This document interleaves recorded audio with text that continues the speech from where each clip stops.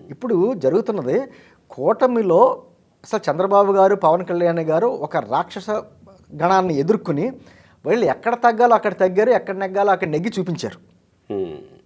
ఈ రోజున ప్రతిరోజు గోపి గారు ప్రతిరోజు విషం చిమ్ముతున్నారు వైఎస్ఆర్ కాంగ్రెస్ పార్టీ వాళ్ళు.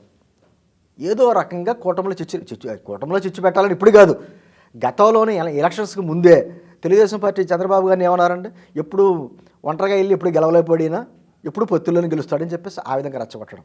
పవన్ కళ్యాణ్ గారిని ఏమో నీకు అసలు 175 మంది సీట్లకి నీకు ఉన్నారా అభ్యర్థులు అని చెప్పి రెచ్చగొట్టే ప్రయత్నం చేశారు. కానీ ఎక్కడా వీళ్ళు రెచ్చిపోకుండా తగ్గారు. నీకేదో ముష్టి వేస్తే జెండా కూలీలాగా మోయటానికి పోతున్నావా 21 సీట్లతోటి అని అంటూ మాట్లాడేశారు.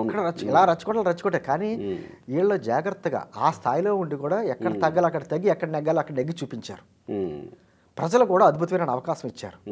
ఈ మధ్య ఎందుకు మాట్లాడతాను సార్ నేను అన్నీ ఈ మధ్యకాలంలో బోండమ్మ గారు పవన్ కళ్యాణ్ గారిని ప్రశ్నించినటువంటి అది కావచ్చు, నాదెండ్ల మనోహర్ గారిని బుచ్చ చౌదరి గారు ప్రశ్నించినది కావచ్చు అసెంబ్లీలో, ఇప్పుడు ఇది కావచ్చు. దీని వెనకాల ఉన్నటువంటి అంతరార్థం